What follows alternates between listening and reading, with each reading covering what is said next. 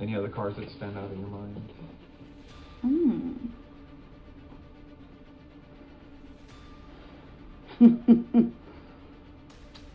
Did you ever fight with her? You mean like we fought? Yeah. Did you ever duke it out with her? No, I don't think so. I mean... You'd remember that, right? That would be pretty... Yeah, I would think so. I Pretty mean... specific. Yeah, like I said, I mean, dramatic. obviously... February 24th, 1986. Van Nuys, Los Angeles. It was an ordinary Monday. John Ruetten came home from work that evening. His wife hadn't gone into the office that morning. She wasn't feeling well. Nothing unusual. It happens. But something felt wrong before he even got out of the car. The garage door to their unit, apartment 205, was wide open. Sherri's BMW, the car he'd given her as an engagement gift, was gone. He told himself she probably went out, felt better, needed some air. He went inside. The front door was slightly ajar. He stepped over the threshold, and he saw her. Sherri Rasmussen was lying on the living room floor, a toppled speaker next to her, a shattered ceramic vase, a knocked-over phone, blood on the walls, on the CD player, blood on the front door. She had been beaten, she had been bitten, she had been shot 3 times in the chest with a .38 caliber handgun. She was 29 years old. They had been married 3 months. John Ruetten called 911. The Los Angeles Police Department arrived quickly. They surveyed the scene, the missing car, the electronics stacked near the stairwell, the signs of struggle, and reached a conclusion. A burglary gone wrong, a random victim. Wrong place, wrong time. The case was opened, an investigation began, and then silence. The case stalled. Months passed, then years, then decades. 23 years. 23 years the person who killed Sherri Rasmussen went to work every single day, built a career, got promotions, got married, adopted a child, stood in front of cameras and announced arrests. Because the person who killed Sherri Rasmussen was a cop, not just a patrol officer, a detective with the LAPD, someone who knew exactly how crime scenes are processed, who knew what investigators look for, who knew how to make a murder look like a robbery, and who, for years, had access to the case files while the investigation went nowhere. Her name is Stephanie Lazarus, and on the very first day of the investigation, the very first day, Sherri's father gave police exactly that name. They didn't listen. This is the story of why and what it cost to make them. Sherri Rasmussen was born in Walla Walla, Washington, and grew up in Arizona. Her family describes her as someone who excelled at everything she turned her hand to, not in a competitive sense, but in the way that people around her felt better and more capable because of her. She enrolled in college at 16, became a registered nurse at 20. By 27, she was the director of critical care nursing at Glendale Adventist Medical Center, one of the most respected hospitals in Los Angeles. On the side, unpaid, she lectured student nurses at UCLA. She believed the profession deserved more. Her father, Nels, recalled her telling him she was going to raise the profile of nursing in this country. She was well on her way. Her mother, Loretta, described her simply, she loved taking care of people and making sure things were done right. Sherri was the glue that held the family together. Her sister, Teresa, would later say, she made everything just a little bit better. In 1984, Sherri met a young engineer named John Ruetten, a UCLA graduate, easygoing and likable. They dated for over a year. In November 1985, they got married. By every account, it was a genuinely happy marriage. Sherri was building a life, a brilliant career, a husband she adored, an apartment in Van Nuys that her father had bought her years earlier specifically so she wouldn't have to walk alone to her car after night shifts at the hospital. He'd even chosen a unit with a drive-in garage, for exactly that reason. They had been married 3 months when she was killed. But here's what sets Sherri's story apart from most of the cases I cover. Her family knew almost immediately this wasn't a burglary. They knew because John had told them something before the wedding, something he had probably hoped would quietly go away. John Ruetten had an ex-girlfriend, and that ex-girlfriend had taken the breakup very badly indeed. Her name kept coming up in conversations.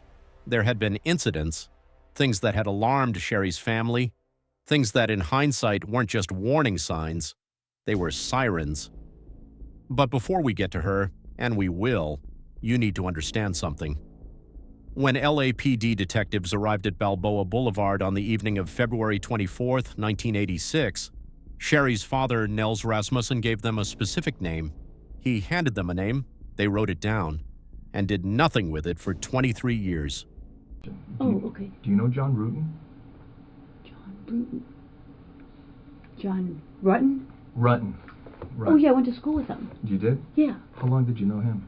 Gosh, I went to school in, let's see, went to UCLA in 1978 I started, and, oh yeah, I mean, we were good friends, lived in the dorms for 2 years. You guys lived in the same dorm? Yeah. Or, oh, okay. Yeah, Dykstra.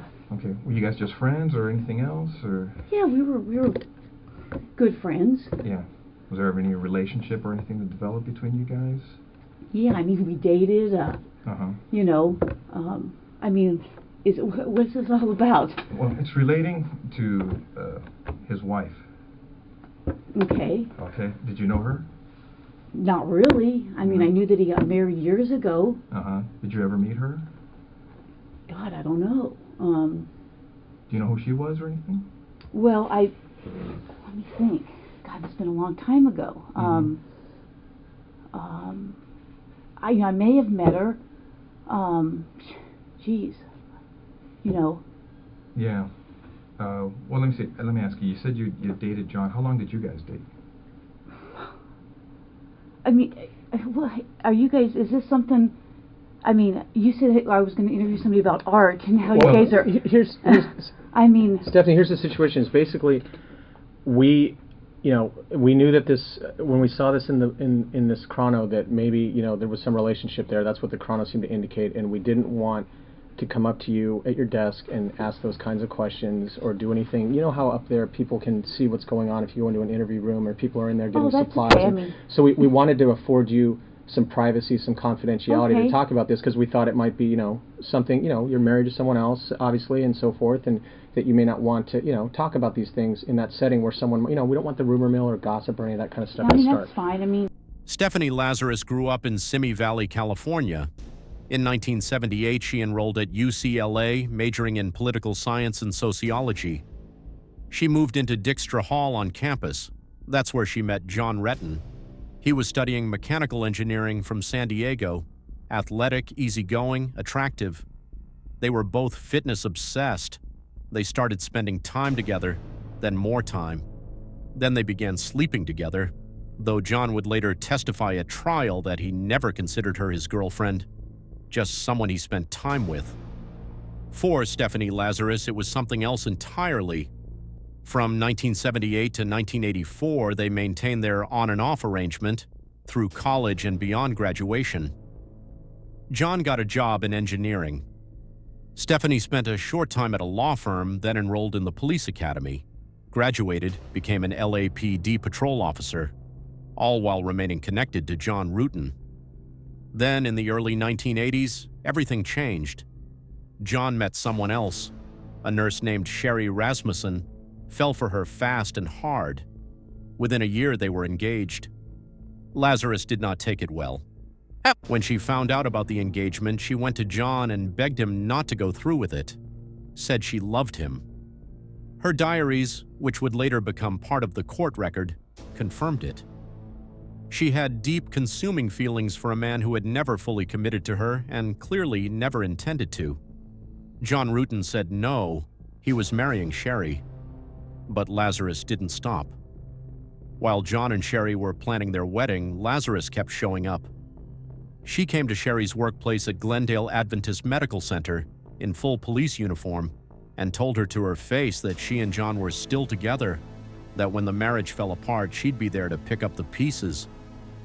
She showed up at their Balboa Boulevard apartment uninvited, multiple times.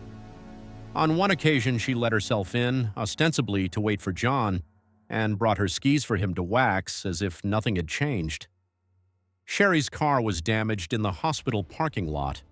There were silent phone calls, strange visits, an atmosphere of quiet menace that Sherri described to her parents over the phone, calls that alarmed them so deeply they remembered every detail years later. John Rueten's response: tell Sherri to ignore it, that Lazarus would calm down, that it would pass. It didn't pass. And here's what else John did, and it became one of the most damning details in the entire case. He continued sleeping with Lazarus even after becoming engaged to Sherri. He admitted this at trial, said Lazarus was upset, he felt sorry for her, said he was young and stupid. Sherri found out, confronted John. He admitted it and asked for forgiveness. They got married anyway in November 1985. 3 months later, Sherri Rasmussen was dead, and Stephanie Lazarus, an LAPD patrol officer trained in crime scene procedures, trained in investigative techniques, who knew exactly how murder scenes are processed, went to work the next morning. Monday, approximately 7:20 a.m., John Rueten left for work. Sherri stayed home. She wasn't feeling well. They said goodbye. He drove away. What happened next, no one witnessed. But forensic evidence, years of reinvestigation, and Lazarus's partial admission at her 2023 parole hearing allowed investigators to reconstruct what the prosecution believes occurred inside that apartment. Stephanie Lazarus came to the door. She came armed with her personal backup weapon, a 5-shot Smith & Wesson Model 49.38 caliber. The exact ammunition LAPD required all officers to carry, even off-duty. Department armory records showed she had purchased it in February 1984. She was required to register it with her own department. She did. That registration became one of the most important documents in the case. There were no signs of forced entry.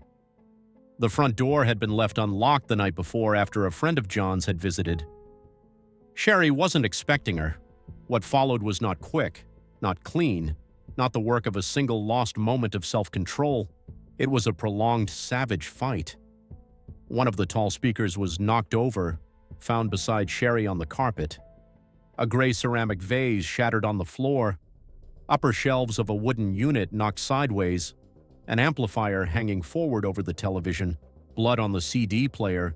Blood on the front wall. Blood on the front door. A bloody palm print next to the panic alarm button. Sherri had tried to reach it. She didn't make it. There were ligature marks on Sherri's wrists, consistent with being bound with rope or cord. Broken fragments of 2 of her fingernails were found near the front door. She fought desperately. At some point during the struggle, Lazarus bit her, deep enough to leave a mark on Sherri's left forearm, deep enough to leave DNA. At some point, Lazarus gained the upper hand. She fired, pressed a quilted blanket against Sherri's body to muffle the sound, and fired again and again, 3 shots, all to the chest. The medical examiner would later determine that 1 was a contact shot, the barrel pressed directly against the body when the trigger was pulled. Then Lazarus took Sherri's BMW, drove out of the complex and abandoned it on a nearby street, staged the scene to look like a robbery, arranged electronics near the stairwell, moved things around, and left. Went home, went to sleep. The next morning, went to work as a patrol officer for the Los Angeles Police Department. 13 days later, March 9, 1986, Lazarus called the Santa Monica Police Department to report a theft from her car near the beach. According to her, a sports bag had been taken. Inside, clothes, tapes, some cash, and her personal .38 caliber handgun. She reported the missing weapon to the Santa Monica police. She did not report it to her own department's armory, as regulations required. A month later, she bought a replacement and registered that one with LAPD. The 2 agencies never cross-referenced. No one connected the dots. At her 2023 parole hearing, Lazarus confirmed she had destroyed the weapon. It was never found. Sherri Rasmussen died hours before John came home from work. She was 29 years old, 3 months married, director of critical care nursing at one of the most respected hospitals in Los Angeles. She was gone. The lead detective on the case was Lyle Mayer.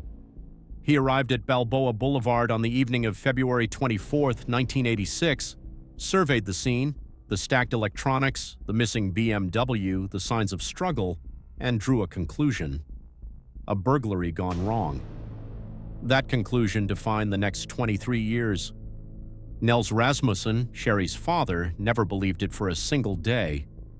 He and Loretta told Detective Mayer about a woman, a former girlfriend of John's, an LAPD officer, the one who had shown up at their apartment uninvited, who had walked into Glendale Adventist Medical Center in full uniform and told Sherri to her face that she and John were still together, who had said something to Sherri, words Sherri had passed on to Nels before her death.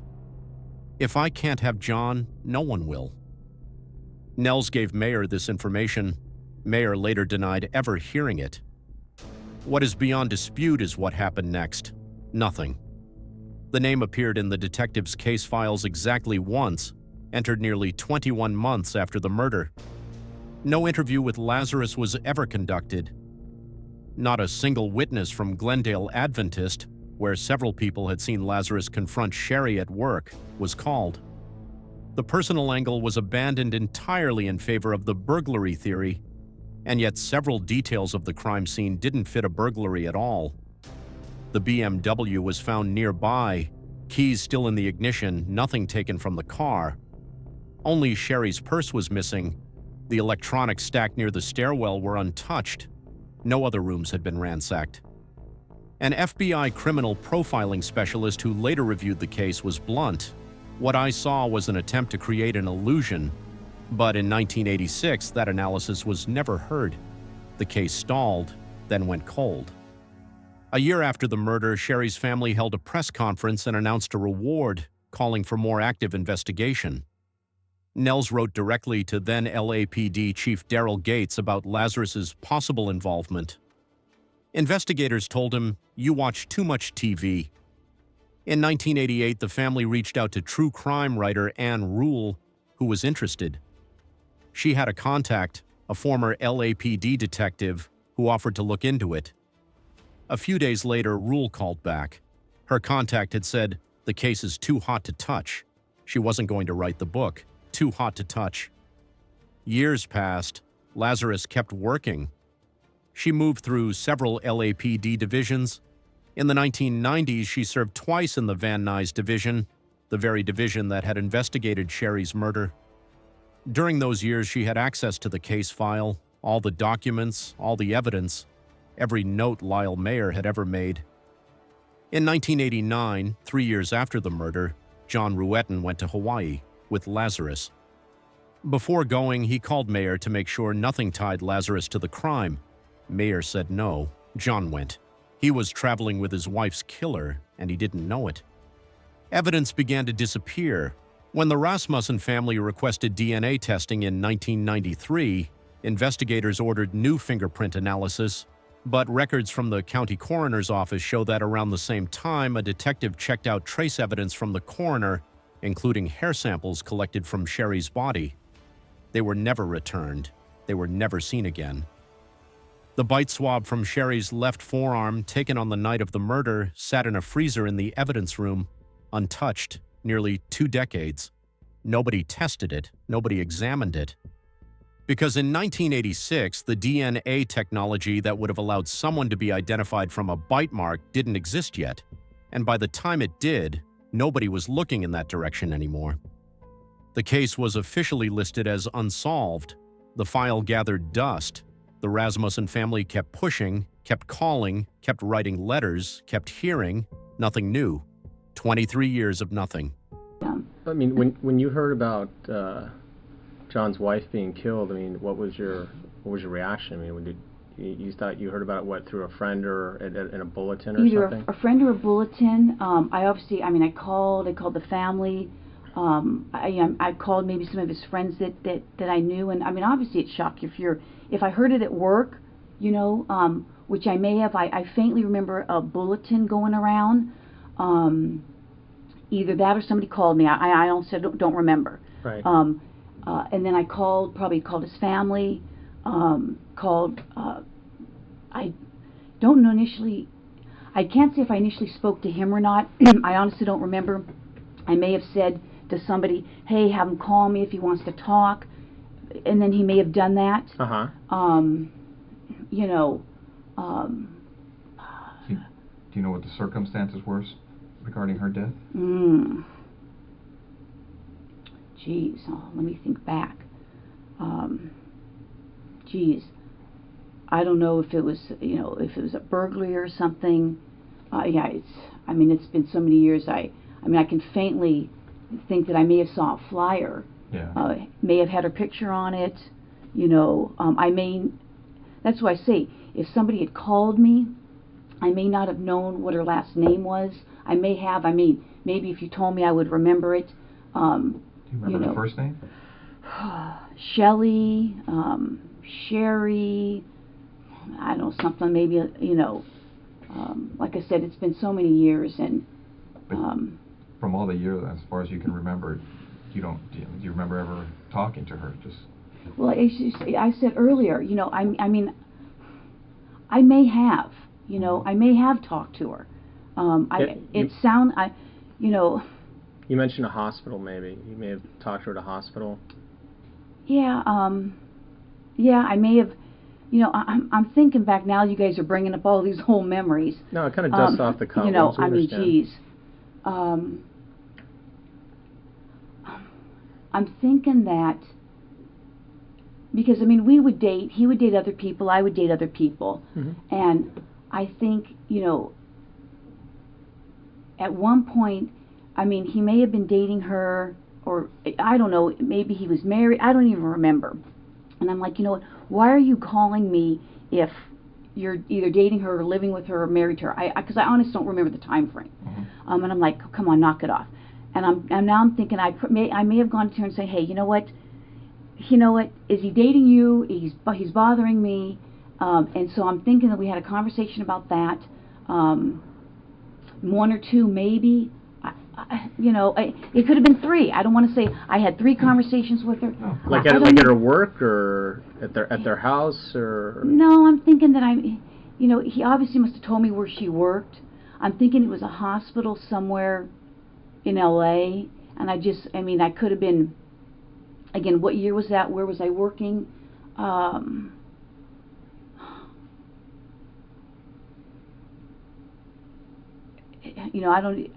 trying to think of where when did you say they got married? I don't know. I think it was like in 85 or 86 or something like that. We just kind of picked this up. We don't know a lot about it.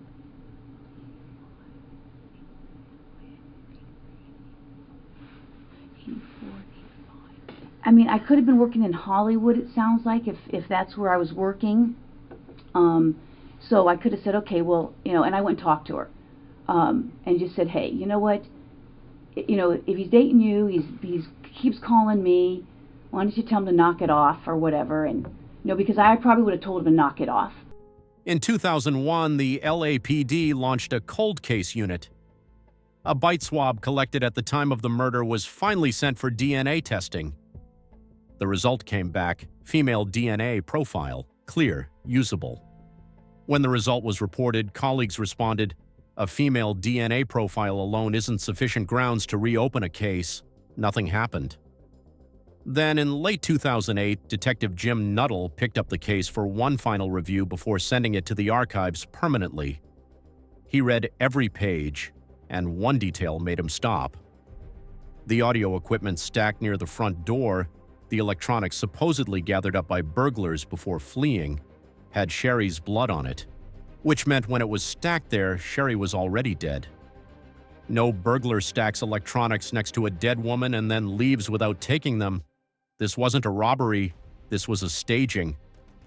Nuttall went back to the beginning, saw Lazarus's name in the file, listed as Ruetten's former girlfriend, mentioned once, never investigated, pulled her personnel record, cross-referenced with the DNA profile, started building a picture, and then the investigation went dark. By early 2009, there was enough suspicion within LAPD that investigators were genuinely concerned Lazarus might find out she was being investigated. She was still working in the department. She had access. So investigators completely bypassed the normal chain of command and briefed only a small handful of senior officers. They needed her DNA. Without a warrant, they couldn't compel her to provide a sample, but they didn't need a warrant for something she threw away herself. May 2009. A surveillance team followed Stephanie Lazarus to the Costco in Simi Valley on her day off.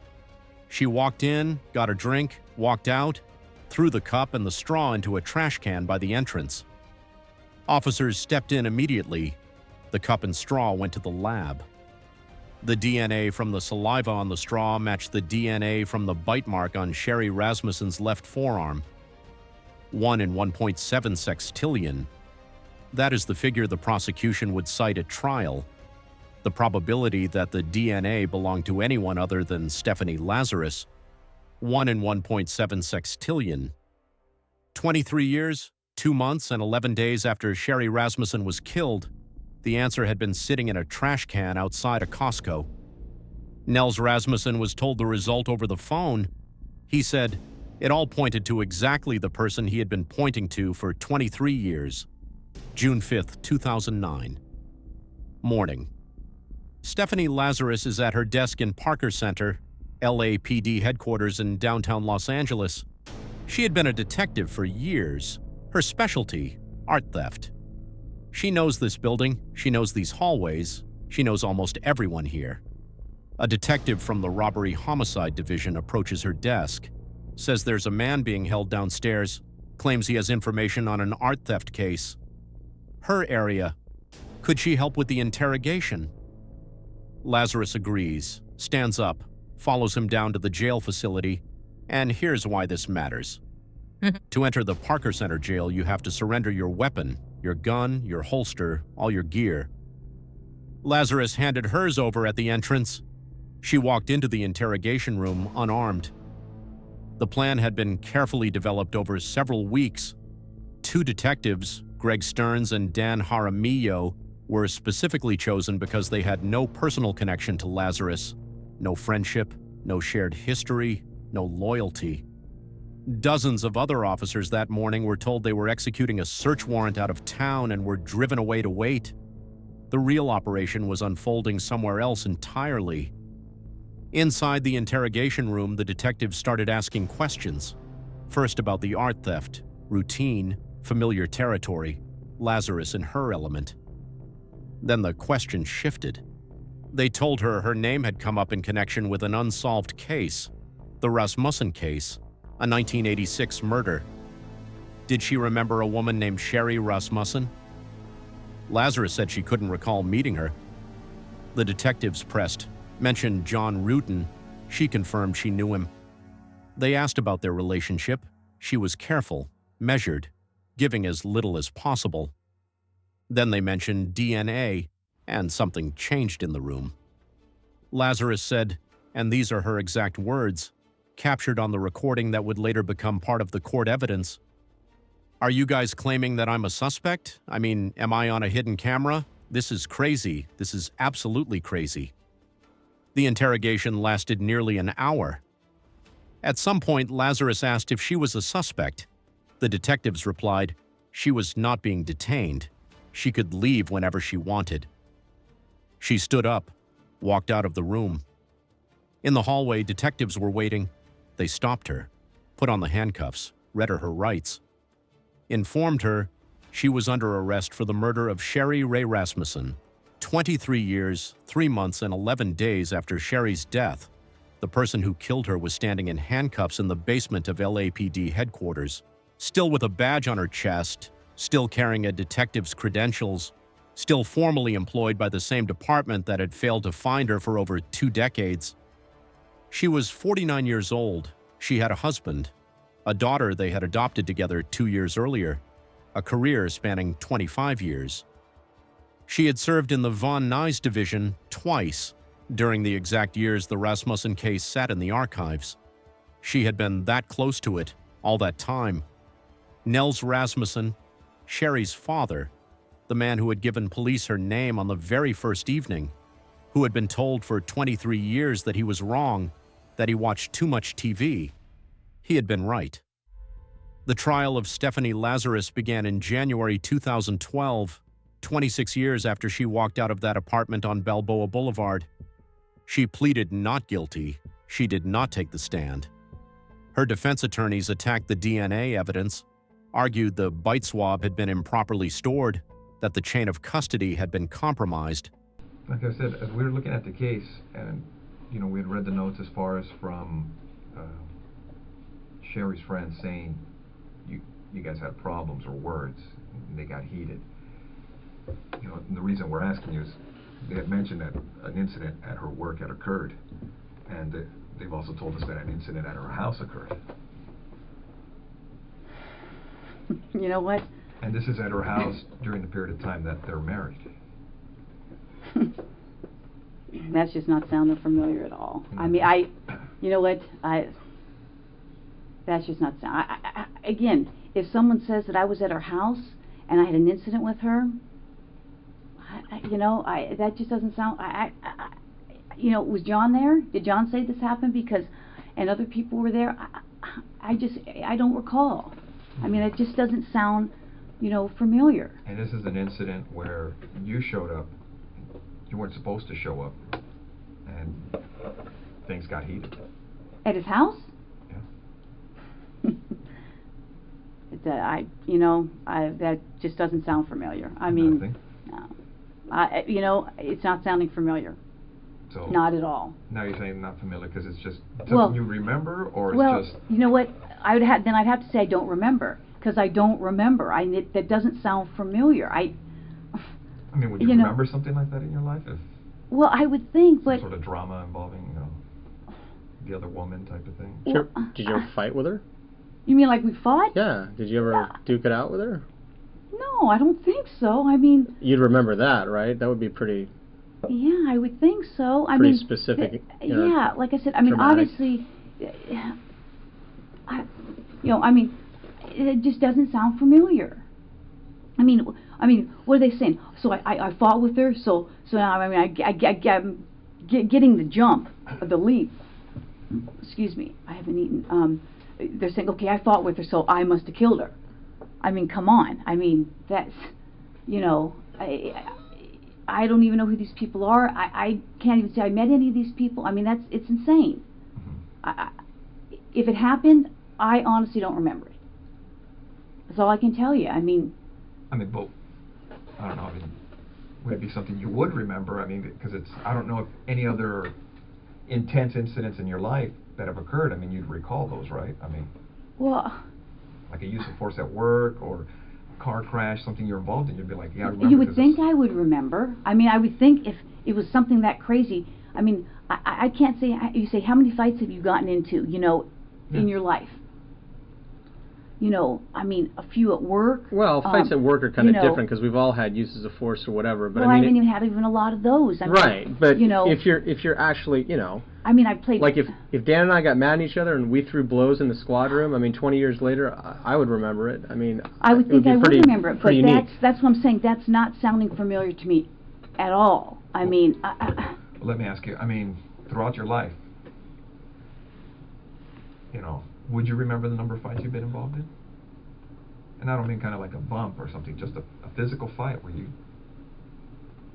everybody's hitting each other, scratching, pulling, whatever. Maybe. I mean, I can't say I've been in a lot. I played sports. Yeah. You get into scuffles there, and and you recall some of those, right? I mean, just. Yeah, I can recall some of them. Games get intense. But like I said, you saying this is just not ringing a bell. Nothing. I mean, but I don't know what to tell you. That's just not ringing a bell to me. It'd be something. I would think I would remember. Yeah. I mean, if you're in this, I would think so too. If you're in this other girl's house and words are exchanged, I mean, you'd recall. I would think. Especially if it got physical, right? Well, I would think. And it's relating to, a guy that you were dating, but she's dating now, and it's just kind of like a whole love triangle type of thing. I mean, you figure you'd remember that, right? Well, I would think. So. I mean, I don't know what to tell you. Yeah. No, because I'm I'm looking at the notes, and these people are kind of, I mean, they're pointing the finger at you. Well, And I mean, that's not ringing a bell to me, so, you know, I don't know, you know, it's, I don't know what to tell you. I mean, that just sounds crazy to me. yeah, so you, offhand, you don't recall ever going into her house and having words and physically, you know, No. I attacking mean, her, her attacking you? No. Nothing like that? No, I mean, that's, no. Nothing? No. No. Not at all. Okay. Well, on some of the, on this case, you know, this is, it occurred in '86, right? Detectives processed the scene, things of that nature. They did fingerprints and all that stuff. You know, well, you know the standard stuff. I mean, you've been doing this longer than I have. Well, I don't know about that. I got 26 years on, Yeah. going on 26. 19, so. But, you know, as they processed everything, they did the best they could at that time, and they looked at a lot of people and different things in this case. And you're right. I mean, if you guys are claiming that I'm a suspect, then, you know, I got a problem with, you know, with that. Okay. Okay? So, you know, if you're doing this as an interrogation, you're saying, hey, I'm a suspect. Well, now I got a problem with, you know, now you're accusing me of this? Is that what you're saying? We're trying to figure out what happened, Stephanie. Well, I'm just saying, you know, do I need to get a lawyer if you're accusing me of I this? mean, you know, you don't have to. I mean, you know, I'm just, you're here of your own free will. I mean, no, you don't, I know, but I mean, you know, you're not under arrest. You can walk out you whenever can leave feel whenever like. you like. well, But- you know, I'm trying to give you some background of, you know, how I knew him, and now you're telling me that somebody's saying that we had this big old fight, and I don't even know what you're talking about, you know, and I don't want to, you know, get in trouble for something that I didn't even do, or you're saying I did something. Okay. Yeah, we understand. I mean, how would you guys like it if the tables were turned on you? I understand. No. No, that's what we're telling you. I mean, you're free to go whenever you want. If this makes you uncomfortable and you want to, Well, now you're starting to make me uncomfortable. The thing is, I mean, detectives did what they could at that time on the crime scene. Okay, and the burglary thing you're talking about, that is an angle that they looked at. But now we're looking at everything else on the case, because nobody was ever arrested on the case. I don't know that or not. Okay. It would be irresponsible on our part not to look at it. I know. You guys have to do your job, and I guess I'm going to have to contact somebody. So, That's fair. I mean, because I know how this stuff works. I Sure. mean, I just can't believe it. I mean, we understand that. I mean, if we were in your position, I mean, we would feel the same way. I just can't even believe it. I mean, it's just, I mean, I'm shocked. I'm really shocked that somebody would be saying that I did this. I mean, we had a fight, and so I went and killed her. I mean, come on. Well, That's... okay. All right. Well, thanks for giving me the courtesy. I wish I tape recorded that. Thanks for your time. Yeah, thank you. All right, Stephanie, take care. All right.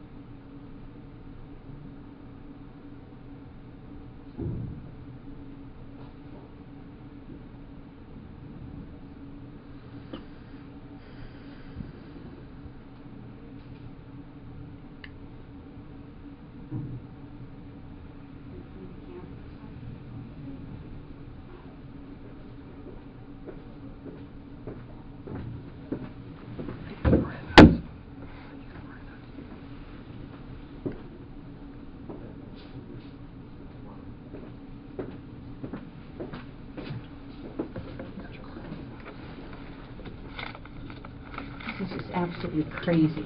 Have a seat, Stephanie. This is insane. Okay.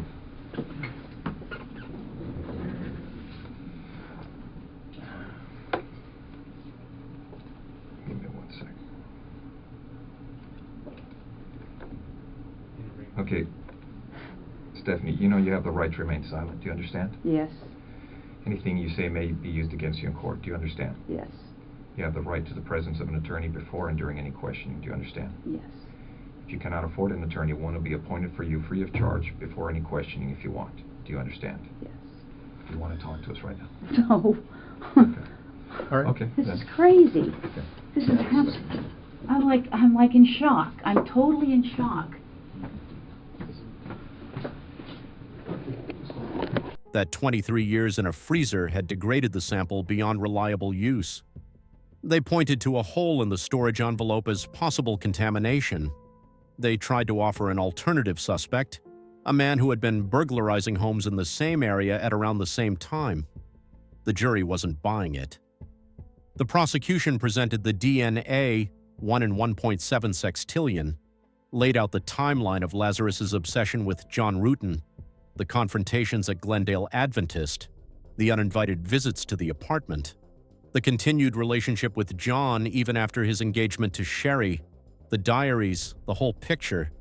They presented the weapon, the Smith & Wesson model, 49.38 caliber, registered to Lazarus with the Department Armory in 1984 and reported stolen to the Santa Monica police 13 days after the murder. Not to her own department, as regulations required, to a different agency, in a city where she claimed her car had been broken into near the beach. They presented the crime scene analysis. The FBI profiler testified, the staging was intentional. This was not a burglary. It was the work of someone who knew exactly what a burglary was supposed to look like. Prosecutor Shannon Presby told the jury plainly, Lazarus had been able to hide what she had done from every single person in her life. In March 2012, the jury found Stephanie Lazarus guilty of first-degree murder. She sat in the courtroom as the verdict was read. Almost no reaction. On May 11, 2012, 26 years, 2 months, and 15 days after Sherri Rasmussen was killed, Stephanie Lazarus was sentenced to 27 years to life in prison. Nels Rasmussen was in the courtroom for the verdict. He had spent 23 years being ignored and dismissed, being told he was wrong, that he watched too much TV. He lived to see her convicted. He died in 2020. Before his death, he recorded a video specifically for any future parole hearing. He sat in front of a camera and addressed directly whoever might one day consider releasing Stephanie Lazarus. He said, when you look at what she did to my daughter's face, it seems she wanted to destroy the beauty that Sherri radiated. That video was played at the 2023 parole hearing. When Lazarus first became eligible for parole in 2023, accounting for time served, she appeared before the board. Under California's youth offender law, people who committed crimes before the age of 26 are entitled to an early parole review. Lazarus was 25 years and 10 months old when she killed Sherri. She qualified. At the November 2023 hearing, Stephanie Lazarus, who had pleaded not guilty at trial, who had denied everything for decades, finally admitted what she had done. She said, "It horrifies me to this day that I, who swore to protect and serve, took the life of Sherri Rasmussen, a nurse." She said, "All I was thinking about was getting out of there before police arrived." She said, "I will never, ever harm another person the way I harmed Sherri Rasmussen on February 24, 1986, when I coldly killed, brutally killed Sherri Rasmussen." The board recommended her release. The reaction was immediate. Sherri's sister Connie said, she had 23 years to lie and conceal evidence and live her life when she could have turned herself in. Releasing her now is not justice for my sister. John Ruetten spoke publicly. He said she lied for decades until parole became her only option. Sherri's parents lost a daughter and her sisters lost a beloved friend because Sherri loved me and married me. Governor Gavin Newsom intervened. He wrote to the board that Lazarus had evaded justice for more than 2 decades and had not begun to fully accept responsibility until she was finally caught. The board scheduled a new hearing. In October 2024, the parole recommendation was rescinded. At the most recent hearing in February 2025, Commissioner Kevin Chappell again denied parole. He told Lazarus directly, "You were the only one engaging in this extreme act of violence." He added, "Her own account of what happened did not match the physical evidence." The next hearing is no sooner than 3 years away. As of today, Stephanie Lazarus is 64 years old. She is held at the California Institution for Women in Corona. And Sherri Rasmussen, who is 29 years old, 3 months married, director of critical care. Nursing at Glendale Adventist Medical Center has been gone since February 24, 1986. There's one detail in this case that I keep coming back to. When Stephanie Lazarus was finally arrested in the basement of Parker Center on June 5, 2009, when she was standing in handcuffs still with a badge on her chest, her first reaction wasn't silence, wasn't tears, wasn't a confession. "Am I on a hidden camera? This is crazy. This is absolutely crazy." She had hidden this for 23 years, gone to work the morning after the murder, built a career inside the same department that was supposed to find her, served in Van Nuys twice with access to the very files that contained her name, reported the murder weapon stolen to a different agency so it couldn't be traced, and when they finally caught her, her first instinct was to perform shock. That tells you everything you need to know about who Stephanie Lazarus is. The family's attorney, John Taylor, put it plainly. Lazarus had already served her parole in advance, 23 years of freedom after the murder, while Sherri's family had nothing. While Nels Rasmussen called and wrote letters and was told he watched too much TV, while Loretta Rasmussen lived with the knowledge that her daughter's killer was free, getting promotions, collecting a salary from the city of Los Angeles. John Ruetten made a statement at the 2012 sentencing. He said Sherri had lost her life simply for knowing him and loving him. At the 2024 parole hearing, he said, "I cannot accept that anything she says is sincere." Loretta Rasmussen, Sherri's mother, said something at that sentencing that stopped the entire courtroom. After 26 years of grief, letters being ignored, fighting, and finally prevailing, she said she was praying for Stephanie Lazarus's family. A reporter covering the case wrote afterward, "For a mother to be able to say that takes a person of extraordinary dignity." Sherri Rasmussen, born February 7, 1957, director of critical care nursing at Glendale Adventist Medical Center, 3 months married. A woman who had enrolled in college at 16, become a nurse at 20, and by 27 was already changing the profession she loved. She never got to see what came next. The internal LAPD investigation that was promised, an inquiry into why Nels Rasmussen's tip was ignored, why evidence disappeared from the coroner's office, never produced results. No one was disciplined, no one was held accountable. Sherri's family sued the department. A judge dismissed the case on statute of limitations grounds. What we know for certain is this: a woman was killed in her own home on a Monday morning in 1986. The person who killed her was a cop who knew exactly how to get away with it.